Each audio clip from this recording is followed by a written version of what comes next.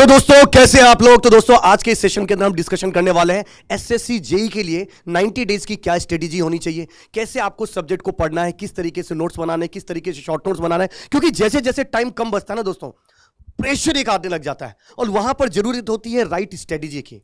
क्योंकि पढ़ तो सब रहे होंगे यार, पर सफल वही बनेगा जिसकी स्ट्रेटेजी सबसे अच्छी होगी, जिसने अच्छे से सिलेबस को कवर कर रखा होगा, जिसने रिवाइज कर रखा, जिसने टेस्ट सीरीज लगा रखा होगा, जिसके नोट्स प्रॉपर तरीके से पढ़कर सारे कंसेप्ट को उसने टिप्स पे कर रखा होगा। एग्जाम वही निकालेगा जिसने टेक्निकल और नॉन टेक्निकल के बीच में बैलेंस बना रखा होगा। और वो कैसे बनाना है, वो सारी स्ट्रेटेजी इस सेशन के अंदर डिस्कशन करने वाले हैं। तो सबसे पहले शोभित सर, सबसे ज्यादा बच्चों को दिक्कत होती है नॉन टेक्निकल से, तो नॉन टेक्निकल के लिए सबसे पहले बताइए सर, कैसे बच्चों को नॉन टेक्निकल करना चाहिए। और उससे पहले थोड़ा सा नॉन टेक्निकल का वेटेज क्या रहा है लास्ट 5 ईयर के लिए, उसको थोड़ा सा ब्रीफ करिए बच्चों को। बिल्कुल बच्चों, देखिए होता क्या है कि नॉन टेक्निकल और टेक्निकल दोनों का आपका बैलेंस बनाना काफ़ी मुश्किल हो जाता है, क्योंकि सिलेबस जो है वो ऑलमोस्ट जो है नॉन टेक्निकल का काफ़ी बड़ा है। अगर हम बात करें तो 2021, 2020, 2019 और ये 2017 का आपका ये जो एवरेज है, इसमें अगर हम हिस्ट्री की बात करें तो हिस्ट्री आप देखो 5 to 6 मार्क्स का एवरेज यहाँ पे आने वाला है। पॉलिटी में अगर हम बात करें तो पॉलिटी में 2 से 3, 4 से 6 इस तरीके के मार्क्स आपसे पूछे गए हैं, एवरेज 7 to 9 रहने वाला है। तो लगभग आप देखेंगे हर किसी चीज़ में, ज्योग्राफी है, इकोनॉमी है, फिजिक्स है, केमिस्ट्री है, बायोलॉजी है, इन सब में लगभग आपको 5-6 के आसपास का एवरेज मिलेगा। लेकिन सबसे बड़ा जो वेटेज है वो यहां पे करंट अफेयर का है। 13 to 15 मार्क्स करंट अफेयर यहां पे नॉन टेक में दिख रहा है। तो अब इस करंट अफेयर्स को कैसे तैयार करें? करंट अफेयर को तैयार करने का सबसे जो बेहतर लॉजिक होता है, जब समय कम हो तो सबसे बेहतर लॉजिक ये है कि डेली आप 1 घंटे करंट अफेयर में दे दें। बेटर टाइम होता है मॉर्निंग, आप अपने सूटेबिलिटी के हिसाब से कोई और टाइम भी डिसाइड कर सकते हैं। 1 घंटे आप करंट अफेयर को दें, क्योंकि ये अगर छूट गया तो नॉन टेक के पार्ट में, जीएस के पार्ट में आपको काफी इश्यू रहने वाले हैं। उसके बाद स्टैटिक जीके में 8 से 10 नंबर का पूछा जाता है, बट ये एक बहुत बड़ा सिलेबस हो जाता है। तो मैं यही इसमें रिकमेंड करूंगा कि बहुत थोड़ा पढ़ें स्टैटिक जीके में, बट इन चीजों को जरूर कवर करें। और नॉन टेक सर ऐसी चीज है जो आप थोड़ा सा स्कोरिंग माना जा सकता है, यानी नॉन टेक अगर आपने अच्छे से पढ़ा है तो काफी कुछ मार्क्स आप इजीली ला सकते हैं। और एक चीज बता देता हूं, जितने भी इंजीनियर होते हैं ना जो आपके साथ कॉम्पीट करने वाले एसएससी जेईई के अंदर, सब टेक्निकली में ठीक ठाक ही होते हैं। 19-20 का डिफरेंस होता है। ये जो आपके पास नॉन टेक्निकल है, ये असली कंपटीशन क्रिएट करता है। और यहां पर भी ये 2 सब्जेक्ट जो लगभग आपको 20 to 25 मार्क्स के आसपास का दिख रहा होगा, ये सबसे हाईएस्ट वेटेज का है, और जिसको आप बोलते हो करंट अफेयर और स्टैटिक जीके। और इसका तरीका ये, करंट अफेयर है तो आपको रेगुलर बेसिस पे आपको उसको पढ़ना होगा। 1 घंटा, आधा घंटा निकाल के आप उसको देख लीजिएगा। अच्छा, एक क्वेश्चन और पूछा जाता है, सर करंट अफेयर कब तक का पढ़े, क्योंकि जो एग्जाम है वो अक्टूबर में होने वाला है, तो कब तक का पढ़ना है इसके लिए? सर जनरली नॉर्म जो होता है वो लास्ट 1 ईयर का सफिशिएंट होता है। कई बार सर लास्ट 1 ईयर के पहले के भी क्वेश्चन पूछे जाते हैं, बट वो रेगुलरली प्रीवियस 1 ईयर में भी होते हैं। तो क्रिस्प अगर हम बात करें तो एग्जैक्ट लास्ट 1 ईयर का करंट अफेयर आपको पढ़ना चाहिए, स्टार्टिंग फ्रॉम प्रीवियस ईयर अक्टूबर से लेके इस ईयर अक्टूबर तक आप पढ़ सकते हैं। उसके लिए सर मुझे लगता है क्रिस्प वे में पढ़ने के लिए सबसे बेस्ट तो न्यूज़पेपर होता है, बट अभी समय कम है तो कोई भी एक ऐसी मैगजीन आप ले लें जो ईयरली मैगजीन होती है। यूट्यूब पे भी, हमारे भी यूट्यूब के अंदर करंट अफेयर के डेली सेशन चलते हैं, और कहीं से भी देखो कोई फर्क नहीं पड़ता, करंट अफेयर के सेशन चलते ही रहते हैं। कहीं भी किसी भी चैनल पे देखो आप करंट अफेयर, उसको भी फॉलो करोगे तो आराम से एग्जाम को क्रैक कर दोगे। इसके बाद बात आती है नॉन टेक्निकल की, जो जनरल इंटेलिजेंस एंड रीजनिंग। इसके 50 क्वेश्चन फिक्स है। आप कोई भी ईयर में देखो, 22, 20, 19, 18, हर बार आप देखोगे लगभग 50 नहीं, एग्जैक्ट 50 इसका फिक्स ही होता है। तो बाकी के history, geography, polity, economy, physics, chemistry, biology, इनका वेटेज बराबर होता है एक इस सब्जेक्ट के वेटेज के। तो और ये सबसे खास बात है, इंजीनियर के लिए बहुत ही स्कोरिंग बोला जाता है, क्योंकि अगर आपने अच्छे से पढ़ा है तो रीजनिंग के क्वेश्चन निपटा ही दोगे, इसमें कोई दो राय नहीं। अब बात करते हैं सीधा टेक्निकल और स्ट्रेटजी की भी बात करेंगे। लामिया मैम है, सिमरन मैम है, देवेश सर है, सुरेश सर है, सब लोग आप लोगों के सामने स्ट्रेटजी की डिस्कशन करेंगे। पर उससे पहले एक बार लास्ट 5 ईयर के डेटा वाइज डिस्कशन कर लेते हैं, ताकि स्ट्रेटजी आसानी से बना सके। तो एक बार लामिया मैम, एक बार लामिया नहीं, सिमरन, अच्छा मैकेनिकल में आ गया ना, तो मैकेनिकल में चलिए लामिया मैम ही स्टार्ट करते हैं। लामिया मैम एक बार थोड़ा मैकेनिकल में बच्चों को ब्रीफ करिए। बिल्कुल सर। तो जैसे कि आप देख पा रहे होंगे, ये हमारा कंप्लीट सिलेबस है। सिलेबस के बारे में तो सभी लोगों को पता रहता है, तो ज़्यादा डिस्कशन का रिक्वायरमेंट है नहीं, बट ये चीज़ समझने वाली है कि अगर हम एसएससी जेईई को टारगेट कर रहे हैं तो इसमें कौन कौन से सब्जेक्ट ऐसे हैं जो हाईली वेटेज है। क्योंकि आप लोगों को भी पता है कि अगर हम हाईली वेटेज सब्जेक्ट को पहले कवर करेंगे और हम उसको थोड़ा सा इंश्योर कर लें, खूब अच्छे तरीके से प्रैक्टिस कर ले, टेस्ट दे ले, तो उसमें हम सबसे ज़्यादा मार्क्स को गेन सकते हैं। ठीक है, तो अगर आप इसको देखोगे, अगर मैं फ्लूइड मैकेनिक्स की बात करूं तो 25 से 27 क्वेश्चंस यहां पर आपको 2021 में देखने को मिले थे। अगर आप 20 में देखोगे 15 से 19 क्वेश्चन, 17 से 18 क्वेश्चन, 24 से 26 क्वेश्चन, और 2017 में 20 से 21 क्वेश्चन देखने को मिले। ऑन एन एवरेज अगर आप देखोगे तो फ्लूइड मैकेनिक्स का वेटेज आपको 20 से लेकर कई बार 22 नंबर, 23 नंबर, 25 नंबर और 28 नंबर तक भी आपको देखने को मिल जाता है। तो ये एक ऐसा सब्जेक्ट है जो मैकेनिकल इंजीनियरिंग स्टूडेंट्स बिल्कुल भी इग्नोर नहीं कर सकते, क्योंकि ये एक सब्जेक्ट खाली आप छोड़ दो, बाकी सब पढ़ लो, तब भी आपका सिलेक्शन होने के चांसेस बहुत ज्यादा रिड्यूस हो जाते हैं। तो इसको आप बिल्कुल भी स्किप ना करें, अच्छे से डिटेल में सारी चीजों को पढ़ें। इसी के साथ अगर मैं नेक्स्ट बात करूं तो हाइड्रोलिक मशीन है, 4 से 5 क्वेश्चन आपको देखने को मिलेंगे। अब 20 का भी आप डेटा देख सकते हो, 19 का, 18 का, 17 का। ऑन एन एवरेज हम बात कर लेते हैं 5 से 6 क्वेश्चन आपको रेगुलर बेसिस पर देखने को मिल जाते हैं। इसी के साथ थर्मोडायनेमिक्स, ये भी एक इंपॉर्टेंट सब्जेक्ट है जिसपे मैं टिक लगा रही हूं, वो हाईली वेटेड सब्जेक्ट है, उसे आप बिल्कुल भी इग्नोर नहीं कर सकते। ये देख लो, 8 से 9 नंबर, 7 से 10 नंबर का पूछा गया, 6 से 9 नंबर, 17 से 18 और फिर यहां पर 12 से 14। तो ऑन एन एवरेज आप देख सकते हो 12 से 13 नंबर बोल लो, चाहे 12 से 13 क्वेश्चंस आपको रेगुलर बेसिस पर देखने को मिल जाते हैं। पावर प्लांट का जो वेटेज है वो सबसे ज्यादा है। जनरली क्या होता है, अगर हम डिफरेंट कॉम्पिटिटिव एग्जाम्स की बात करते हैं तो बेसिक थर्मो ज्यादा पूछी जाती है, अप्लाइड थर्मो से क्वेश्चन कम आते हैं। बट एसएससी जेईई का थोड़ा सा मसला उल्टा हो जाता है, यहां पर बेसिक थर्मो से ज्यादा क्वेश्चन आपको नहीं देखने को मिलेंगे। बट अगर आप पावर प्लांट और आईसी इंजन को बेटा दोनों को एक साथ देखोगे तो 23 से 24 क्वेश्चन, 14 से 17 क्वेश्चन, 11 से 16, फिर 2 से 3, 2 से 5 क्वेश्चन भी पूछे गए। और ऑन एन एवरेज अगर आप देखोगे तो 13 से 14 क्वेश्चन आपको देखने को मिलेंगे। सिमिलरली आईसी इंजन में भी आप देख सकते हो 9 से 10 क्वेश्चन आपको देखने को मिलेंगे। आरएसी से भी क्वेश्चन पूछे जाते हैं, क्योंकि जनरली पूरे एसएससी जेईई में जो थर्मल का पोर्शन है वो सबसे ज्यादा हाईली वेटेज पोर्शन है, उसके बाद ही आपका डिजाइन एंड प्रोडक्शन का पोर्शन आता है। आरएसी में अगर आप देखोगे तो देख सकते हो कि किस तरीके से क्वेश्चंस का डिस्ट्रीब्यूशन है, एंड ऑन एन एवरेज 7 से 8 नंबर का आपको यहां पर देखने को मिल जाएगा। इंजीनियरिंग मैकेनिक्स एक लो वेटेज सब्जेक्ट है, आप देख सकते हो। एक अगर आप 2021 में देखोगे तो क्वेश्चन पूछा ही नहीं गया। फिर 20 में अगर आप देखोगे 2 से 4, 1 से 4, 6 से 7, 3 से 4, तो 3 से 4 एक एवरेज क्वेश्चन आपको इंजीनियरिंग मैकेनिक्स में भी देखने को मिल जाएंगे। वैसे ये सब्जेक्ट की अगर हम बात करें तो सब्जेक्ट इजी है, आप आसानी से कवर भी कर सकते हो, तो इतने क्वेश्चन भी आप आसानी से कर लोगे। स्ट्रेंथ ऑफ मटेरियल का अगर आप एवरेज वेटेज देखोगे 7 नंबर से लेकर 9 नंबर तक आपको वेटेज देखने को मिलेगा। सिमिलरली थ्योरी ऑफ मशीन में बेटा आप देख सकते हो 6 से 7 नंबर का वेटेज है। मशीन डिजाइन का अगर आप चेक करोगे बेटा 4 नंबर से लेकर 5 नंबर का वेरी करता है। प्रोडक्शन और हीट ट्रांसफर की अगर हम बात करें तो प्रोडक्शन 8 से 9 नंबर का और हीट ट्रांसफर आपको यहां पर देखने को मिलता है 1 नंबर से लेकर 2 नंबर। तो पूरे एसएससी जेईई में आपकी फ्लूइड मैकेनिक्स हो गई, बेसिक थर्मोडायनेमिक्स हो गई, इसी के साथ पावर प्लांट हो गया, आरएसी हो गया, आईसी इंजन हो गया, आप इसी के साथ साथ प्रोडक्शन का पोर्शन भी ऐड कर लो, थ्योरी ऑफ मशीन ऐड कर लो। ये कुछ सब्जेक्ट ऐसे हैं जिनको आप बिल्कुल भी इग्नोर ना करो। और अगर आप अभी से प्रिपरेशन शुरू कर रहे हो सो आई विल सजेस्ट के साथ ही साथ आपको रिवीजन भी करते चलना है। कई बार क्या होता है, हम क्वेश्चन में इतना ज़्यादा बिजी हो जाते हैं, हम कंटेंट कवरेज में इतना ज़्यादा बिजी हो जाते हैं कि हम रिवीजन पे ध्यान ही नहीं देते हैं। हमको लगता है कि हम बाद में रिवीजन करेंगे, पहले पूरा सिलेबस कंप्लीट कर लेते हैं, फिर उसके बाद हम रिवीजन करेंगे। तो एक चीज़ हमेशा ध्यान रखिए कि रिवीजन एक ऐसी चीज़ है, अगर आपने कोई सब्जेक्ट कवर कर लिया और उसको क्लोज कर दिया 20 दिन, 22 दिन, 25 दिन आपने वो सब्जेक्ट ओपन ही नहीं करा, तो वो आपके लिए फिर से एकदम नया सब्जेक्ट बन जाता है। तो वैसा मत करना, रेगुलर बेसिस पर आप रिवीजन करते जाओ, हाईली वेटेड सब्जेक्ट्स को कवर करते जाओ, आप डेफिनेटली मैकेनिकल इंजीनियर का पूरा सिलेबस कवर कर सकते हो विदाउट एनी प्रॉब्लम। अब मैं सिमरन मैम को बुलाना चाहूंगी सिविल इंजीनियरिंग के वेटेज के लिए। Okay, so Simran ma'am and Devesh sir please दोनों आ जाएं, दोनों सिविल इंजीनियर के हैं।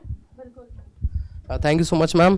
और सिविल इंजीनियरिंग में देखें यहाँ पे हम लोग बात करेंगे वेटेज को लेकर के हमने काफ़ी सारे वीडियोस और भी बना रखे हैं और मैं काफ़ी बढ़िया तरीके से क्लियर किया हुआ है, मैम ने भी क्लियर किया हुआ है और मैंने भी बता रखा है। और एवरेज सेक्शंस भी बता रखे हैं कि कितने सब्जेक्ट्स आपको अगर एवरेज देखोगे तो पुराने सालों के अकॉर्डिंग इनका वेटेज घटा है और कई सारे ऐसे सब्जेक्ट हैं जिनका वेटेज पहले ज़्यादा नहीं था लेकिन अब काफ़ी अच्छा वेटेज होने लग गया है। तो हर चीज़ को ध्यान रखना पड़ेगा बच्चों को और वही चीज़ सोचनी पड़ेगी, क्योंकि हम यहाँ पे 5 साल को देखें या पिछले 10 या 12 या 13 साल को भी देखोगे, इवन 2013 से लेकर के और अभी फिलहाल में आप 2023 तक भी देखोगे, इस एग्ज़ाम का जो वेटेज है काफ़ी अलग तरीके से सैग्रीगेट हुआ है, काफ़ी अलग तरीके से वेरिएशन देखा गया है। तो जैसा हम यहाँ पे पहले तो उन 5 या 6 सब्जेक्ट के बारे में बात करेंगे जिनसे एक्चुअली में एसएससी जेईई क्रैक होता है। इवन अगर उनको आप ध्यान ही नहीं दे रहे हो या वीक हैं तो हो ही नहीं सकता एसएससी जेईई क्रैक। तो आई थिंक हम रिलेट भी कर पाएंगे मैम के साथ में कि सर्विंग ऐसा एक सब्जेक्ट है, देन सॉइल मैकेनिक्स आजकल वेटेज बढ़ने लगा है। कह सकते हैं कि 90 डेज में इनको प्रायोरिटी पर प्रायोरिटीज पे रखना चाहिए, लेकिन अगर इनको नहीं पढ़ोगे क्योंकि वेटेज हमेशा से इन सब्जेक्ट का ज़्यादा रहा ही है। जैसे कि एक सब्जेक्ट है सर्विंग, तो 2013 से लेके और आज 2022 का भी एग्जाम हुआ है, इस सब्जेक्ट का वेटेज हमेशा 10 मार्क्स ही रहा है। सेम टू सेम एक सब्जेक्ट है फ्लूइड मैकेनिक्स, जिसका वेटेज स्टार्टिंग से ही 10 to 11 मार्क्स रहा है, वो आज भी कभी घटा नहीं है, ठीक है। तीसरा एक ऐसा सब्जेक्ट है बीएमसी, जिसका वेटेज कभी 15 मार्क्स से नीचे गया ही नहीं है, तीसरा सब्जेक्ट, ठीक है। 15 लेके चलूंगा, हालांकि एवरेज हमारा 19 हमने लिया है, लेकिन फिर भी एक एवरेज में 15 जरूर मान के चलता हूं। ये 3 सब्जेक्ट। चौथा सब्जेक्ट है आरसीसी, इसका वेटेज कभी 11-12 नंबर से कम नहीं आता, ऑलमोस्ट हम लोग 10 मान सकते हैं, तो इसका एवरेज भी हाँ बिल्कुल 11 नंबर का आता रहा है हमेशा। तो ये 4 ऐसे सब्जेक्ट हैं, अगर आप इनका टोटल एवरेज भी निकाल के देखोगे तो यहाँ पे ऑलमोस्ट 40 से 50 नंबर तो आपके मार्क्स तो आपके यहीं से बन जाते हैं इन 4 सब्जेक्ट से, ठीक है। अब रिलेट करोगे आप थोड़ा सा, एक सब्जेक्ट शायद हम लोग एस्टिमेशन कॉस्टिंग को ले सकते हैं यहाँ पे, कि एस्टिमेशन उसका भी हम वेटेज देख सकते हैं कि एक सब्जेक्ट छोटा है और उसका हमें ज्यादा पढ़ना भी नहीं है, फिर भी 8 मार्क्स हम आराम से स्कोर कर सकते हैं। इजी क्वेश्चंस है, न्यूमेरिकल बेस्ड कम पूछे जाते हैं एसएससी जेईई के अंदर, और यहाँ से क्वेश्चन पूछे जाते हैं डायरेक्ट सीधे सीधे 1 लाइनर क्वेश्चंस, ठीक है। आपसे पूछ लेगा कि कोई भी मेजरमेंट पूछ सकता है, या फिर किसी भी एक जैसे पैटी वर्क क्या होता है, मेजर वर्क क्या होते हैं, इनकी एक रेंज पूछ सकता है, तो काफी ईजी है। देन उसके बाद लास्ट के लिए मैम बताइए आप कौन कौन से सब्जेक्ट को हम कर सकते हैं। बिल्कुल सर, ये जो सर ने अभी सब्जेक्ट्स बताए ना, ये तो आपको पूरा अच्छे से पढ़ना है। पढ़ने के बाद प्रीवियस ईयर क्वेश्चंस लगाने हैं। प्रीवियस ईयर जब एसएससी जेईई लगा लोगे, उसके बाद ईएससी के प्रीवियस ईयर क्वेश्चन करना। ऐसे तो आपको बहुत सारी बुक्स मिल जाएगी मार्केट में, तो आप उन बुक्स पे मत जाना, पहले ये वाले क्वेश्चंस इन चैप्टर्स को, मतलब इन सब्जेक्ट्स को पढ़कर प्रीवियस ईयर क्वेश्चन लगाएंगे सर, तो उससे इनको आइडिया लग जाएगा कैसे क्वेश्चन एग्जाम में आते हैं। अब जो बाकी के यहाँ पर सब्जेक्ट्स आपको दिख रहे हैं, ऐसा था कि सर पहले कुछ का वेटेज जैसे बहुत कम मिलता था, 2 मार्क्स, और अब देखा जाए तो 9 से 10 मार्क्स का वो भी पूछा जाने लग गया है। तो हम ऐसे नहीं कह सकते कि आप इस सब्जेक्ट को छोड़ सकते हैं, बिल्कुल ऐसा नहीं कह सकते। बिल्कुल यहाँ पे एक सब्जेक्ट है, जैसे पहले इरिगेशन हाइड्रोलॉजी से क्वेश्चंस कम आया करते थे, लेकिन अब इनका वेटेज बढ़ गया है। लेकिन एक ऐसा सब्जेक्ट है जो अभी भी कम वेटेज पे चलता है, वो स्टील स्ट्रक्चर, ठीक है। इसका वेटेज आज भी उतना नहीं है, हालांकि किसी एग्जाम के अंदर ये ज्यादा मार्क्स का आ गया है, किसी ना किसी एग्जाम के अंदर, और वहां भी पर्टिकुलर चैप्टर से ही क्वेश्चन पूछे गए, जैसे कंप्रेशन मेंबर से क्वेश्चन पूछे हैं, या फिर आप लोगों से कनेक्शन चैप्टर से, या बेसिक जो आईएस रिकमेंडेशन से क्वेश्चन पूछे गए। तो वहां बहुत ज्यादा हार्डवर्क की भी जरूरत नहीं है आपको। पहले उन सब्जेक्ट्स को कवर करें जहां से आपकी रैंक अच्छी बन सकती है और आपका एग्जाम भी क्लियर हो सकता है। तो उसके लिए बीएमसी एक बहुत मेन सब्जेक्ट है, बीएमसी कर सकते हैं आप, आरसीसी कर सकते हैं। इसके अलावा सर्विंग काफी इजी सब्जेक्ट है, स्कोरिंग सब्जेक्ट है, फ्लूइड मैकेनिक्स बहुत अच्छा सब्जेक्ट है इसके लिए। ये कुछ 5 से 6 सब्जेक्ट हमने बताए, इनको आप कवर करें पहले। देन उसके बाद बाकी जो सब्जेक्ट बच गए हैं, जैसे कि इरिगेशन एंड हाइड्रोलॉजी है आपका, हाईवे सब्जेक्ट है, एनवायरमेंट का वेटेज मैम आज भी इतना ज्यादा नहीं रहता है एग्जाम के अंदर, और उसकी थ्योरी भी बहुत ज्यादा है। वो ईएससी या गेट के लिए काफी इंपॉर्टेंट सब्जेक्ट है, लेकिन एसएससी या जेईई एग्जाम्स के लिए इतना इंपॉर्टेंट नहीं है, स्पेशली फॉर एसएससी जेईई। तो इसको आप बाद के लिए छोड़ दें। पहले अगर कम टाइम बचा, हालांकि आपने पूरे साल तो ये तैयारी जब शुरू की होगी तो ये सब्जेक्ट को बहुत डिटेल में पढ़ा होगा, लेकिन फिर भी आप पहले जो मेन स्कोरिंग सब्जेक्ट्स हैं, क्योंकि आप इनका एवरेज स्कोर भी देखोगे तो ऑलमोस्ट इन 5 सब्जेक्ट से 6 सब्जेक्ट, एक सॉइल मैकेनिक्स ऐसा सब्जेक्ट है, पहले इसका वेटेज ही नहीं था, पहले 2 नंबर 3 नंबर से ज्यादा क्वेश्चन नहीं आते थे, लेकिन आज का एवरेज 11, 12, 10 ऐसे कुछ क्वेश्चंस का नंबर यहाँ पे देखने को मिल रहा है। तो सॉइल को भी काफी सीरियस लेके चले इस बार। 6 सब्जेक्ट से आपका एग्जाम क्रैक करने वाला पॉइंट तो क्लियर हो जाएगा, लेकिन बाकी सारे सब्जेक्ट से आपकी रैंक बनेगी, ठीक है। तो आई होप कि आपको ये चीजें बहुत अच्छे समझ में आई होंगी। ऐसे कुछ और सेशंस यूट्यूब पे हमने डाल रखे हैं, उनमें काफी डिटेल में बता रखा है, मैम ने भी बता रखा है, मैंने भी बता रखा है, आप उनको भी जाके देख सकते हैं। और सर एक चीज ऐड करूंगी, जैसे ये जो सब्जेक्ट्स हमने अभी बताया कि इनको बाद में कर सकते हो, तो उसके लिए आप एक काम कर सकते हो, जैसे जो सब्जेक्ट रह गए, पता है कि पेपर को हमारा 1.5 महीना बचा है, तो आपको क्या करना है, उन सब्जेक्ट के मोस्ट इंपॉर्टेंट टॉपिक्स कहाँ से पता चलेंगे, प्रीवियस ईयर क्वेश्चन से। प्रीवियस ईयर क्वेश्चन देखो, उसी क्वेश्चन की थ्योरी पढ़ो, और उनको ईएससी के भी सेम टॉपिक्स के क्वेश्चंस लगा लो। मतलब जब टाइम नहीं बचा है तो पूरा सब्जेक्ट आप पढ़ नहीं सकते, ये प्रैक्टिकल बात है, तो आपको थोड़ा प्रैक्टिकल होके भी चलना पड़ेगा कि अब हम कैसे एग्जाम क्रैक करें। तो पीएचडी वाली चीज पे मत जाना कि ये पता नहीं है कहाँ से आया, ये कहाँ से आया, तो डायरेक्ट याद भी करना पड़ जाए तो कोई बुरी बात नहीं है, आपका एग्जाम में सवाल बनना चाहिए। हाँ बिल्कुल, और 4 पॉइंट्स पे ध्यान रखें, जैसे लामिया मैम ने बताया कि मॉक टेस्ट बहुत जरूरी होते हैं और पैरेलल रिवीजन बहुत जरूरी होता है। तो मेन चीज फोकस करें कि कोर्स कवर करें, टैग को नॉन टैग को दोनों को सेम वैल्यू दें। दूसरा पॉइंट ये रखें कि पैरेलल रिवीजन करें, बात के लिए रिवीजन छोड़ोगे तो कुछ बचेगा नहीं टाइम आपके पास में। तीसरा ये है कि जब रिवाइज हो जाए तो शॉर्ट नोट खुद के बनाएं, साथ साथ बनाएं तो बेहतर रहेगा। और सबसे लास्ट में मॉक टेस्ट को ज़्यादा फॉलो करें, क्योंकि मॉक टेस्ट आपको आपकी असलियत औकात दिखाता है, साथ के साथ ये भी बताता है कि आप कितने पानी में हो, ठीक है। और लास्ट टाइम पे ओवर कॉन्फिडेंस में ना आए, क्योंकि ओवर कॉन्फिडेंस में आने से हमेशा आपको दिक्कत ही होगी एग्जाम में आके ना। अगर एग्जाम आपके एक्सपेक्टेशन से जरा सा भी ऊपर नीचे आ गया ना तो आपका एग्जाम खराब हो जाएगा। इसलिए ओवर कॉन्फिडेंस में ना आके थोड़ा सा इसको काम वे में शांति से तैयारी करें, पेशेंस रखें और खुद के ऊपर भरोसा रखें, आराम से क्लियर कर लोगे। तो अभी हम लोग सुरेश सर से कहेंगे कि एक बार सर अपना भी सब्जेक्ट का बहुत अच्छे से बता पाएंगे आप, और प्लीज सर एक बार बताइए। जी sir, thank you so much sir. तो सर इलेक्ट्रिकल की अगर हम बात करें तो देखो इलेक्ट्रिकल स्टूडेंट का सिलेबस जो है दिखने में बहुत कम लग रहा होगा, लेकिन आपको पता है कि जो सब्जेक्ट है इसमें 3 सब्जेक्ट अगर हम बात करें आपके पास में इलेक्ट्रिकल मशीन, पावर सिस्टम और बेसिक इलेक्ट्रिकल, ये तीनों सब्जेक्ट मिलाकर कम से कम 300 आवर्स का आपका अकेला सिलेबस है ना। तो यानी कि सिलेबस ऐसा नहीं कि आपका कम है, आपको भी उतनी मेहनत करनी पड़ेगी जितना सिविल इंजीनियर या मैकेनिकल इंजीनियर को मेहनत करनी है।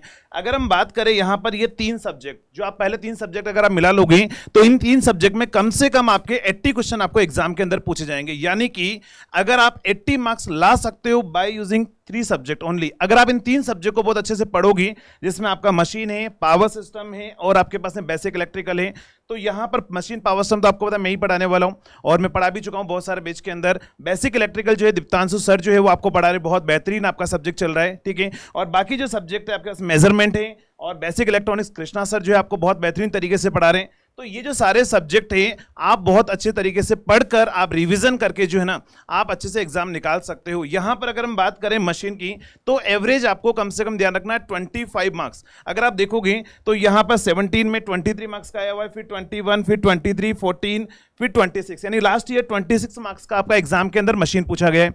इसके बाद में अगर हम बात करें पावर सिस्टम, देखो पावर सिस्टम और यूटिलाइजेशन अपन दोनों एक ही मान के चलते हैं, तो ये जो कम से कम है दोनों मिलाकर आपको 30 मार्क्स मिनिमम आपको मिलेगा। तो power system plus utilisation 30 marks and 30 marks जो आपके पास में रहेगा वो रहेगा आपका बेसिक इलेक्ट्रिकल। तो यानी कि बेसिक इलेक्ट्रिकल अगर आप देखोगे तो 17 में 36 क्वेश्चन पूछे गए, फिर 33, फिर 30, फिर 16 और लास्ट ईयर फिर से आपका 30 क्वेश्चन आपको पूछे गए।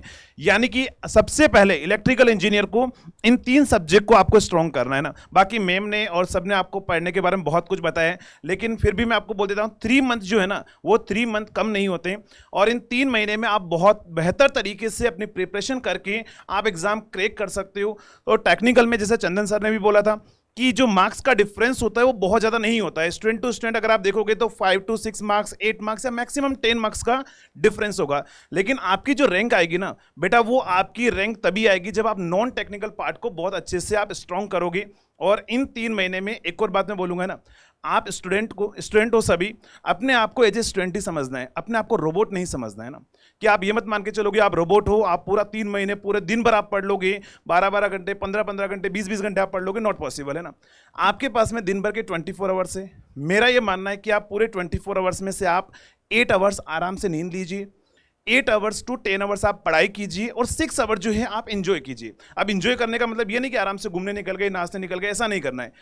आपको जो है उन 6 आवर में 1 आवर डेली आप एक्सरसाइज कीजिए, उससे आपका शरीर और आपका जो दिमाग है वो आपका फिट रहेगा।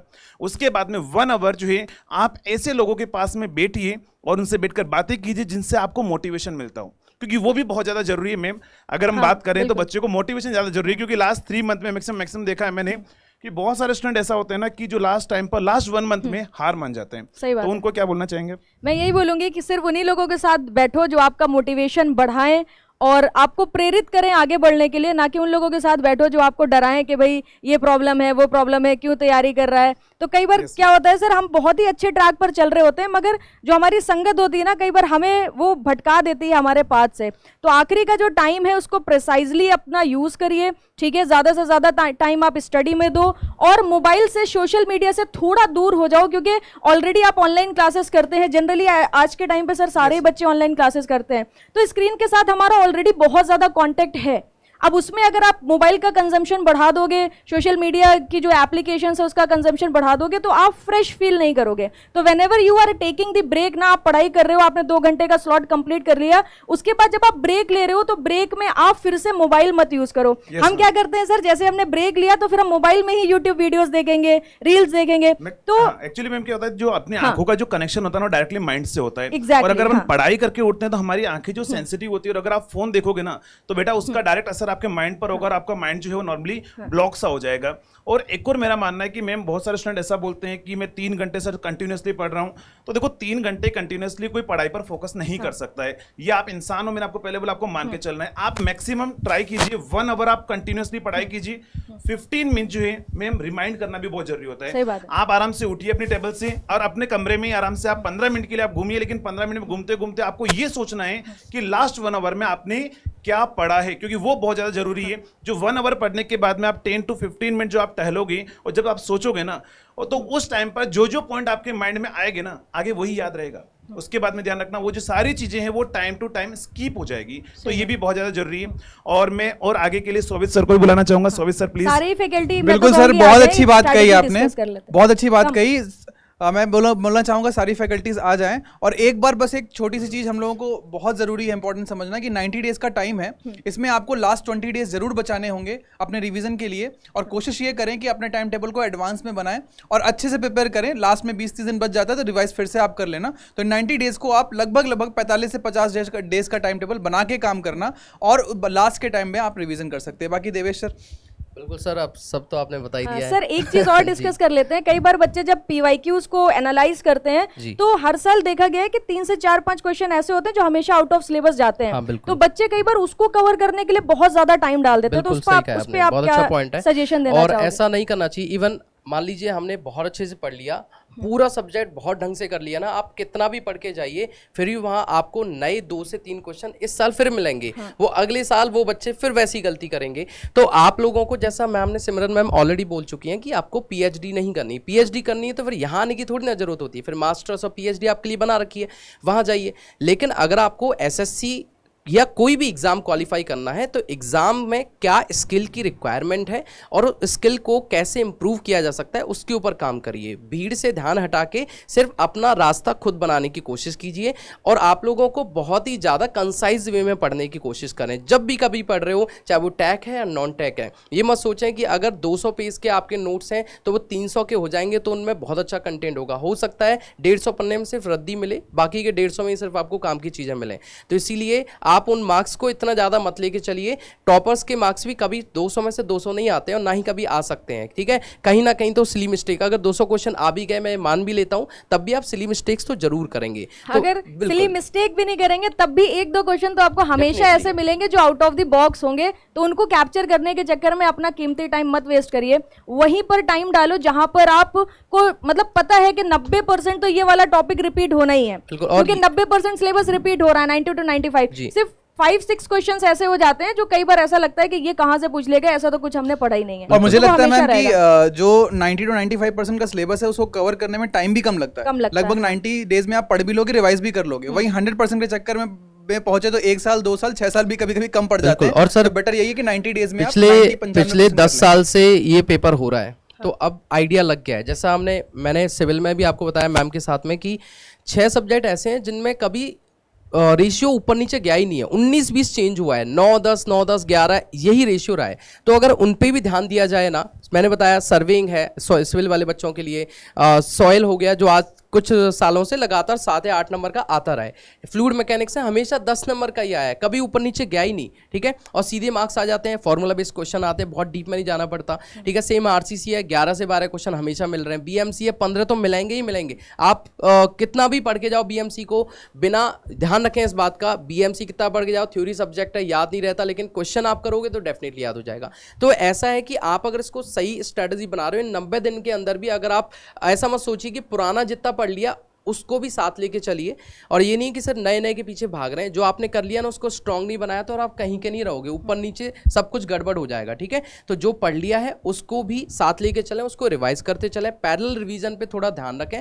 पैरेलल रिवीजन सबसे बेस्ट कॉन्सेप्ट होता है। बाद में अगर आप देखोगे कि आपने सब कुछ पढ़ लिया लेकिन आप उसको खुद एक बार आधे घंटे बैठ के अकेले सोचोगे ना तो आपको कोई भी सब्जेक्ट का मुश्किल से 2 चैप्टर से आगे का कुछ याद ही नहीं आएगा, ठीक है। तो इसलिए थोड़ा सा कंसाइज वे में पढ़ने की कोशिश करें। और सबसे मेन चीज़ है कि खुद के ऊपर भरोसा करें। खुद के ऊपर भरोसा नहीं करोगे ना, खुद से ही क्वेश्चन आप पूछने की कोशिश ही ना करें कि इतना जो मैं कर रहा हूँ वो वर्थ है कि नहीं, है ना मैम। और इसी के साथ साथ टेस्ट जरूर देते चलें। हाँ। हो सकता है अभी आपका सिलेबस ना कंप्लीट हो, 50%, 30%, 70% कंप्लीट हो, तो आप एटलीस्ट टॉपिक वाइज टेस्ट हो गए, सब्जेक्ट वाइज टेस्ट हो गए, चैप्टर वाइज टेस्ट हो गए, ये टेस्ट दे दे के अपनी परफॉर्मेंस एनालिसिस जरूर करते रहो, ताकि आप अपने वीक पॉइंट्स जो आपके होते हैं ना उसको इमीडिएटली आप आइडेंटिफाई कर पाओ। और जब नेक्स्ट टाइम जब आप उस सब्जेक्ट का रिवीजन करोगे तो वही वीक पॉइंट्स को आप स्ट्रॉन्ग पॉइंट में भी कन्वर्ट कर पाओगे। तो आपको टेस्ट देना बहुत जरूरी है। और टेस्ट बच्चे इसी वजह से नहीं देते क्योंकि वो रिवीजन नहीं करते हैं। तो जैसे कि सर ने बोला कि भाई पैरेलली रिवीजन करो और साथ ही साथ वीक में 2 टेस्ट दे दिए या फिर आपने वीक में 1 टेस्ट दे दिया, जैसा आपको टाइम बन पा रहा है उसी हिसाब से आप टेस्ट भी देते रहो, क्योंकि performance analysis plays a very important role. Yes ma'am. और इसके बाद में अगर हम बात करें तो मैक्सिमम स्टूडेंट जो है ना वो टेक्निकल पर तो बहुत ज्यादा फोकस करते ही हैं। और जैसा आपने बोला है कि 2 से 3 मार्क्स के लिए वो टेक्निकल के सब्जेक्ट को पूरा पढ़ लेगा 1 महीने तक।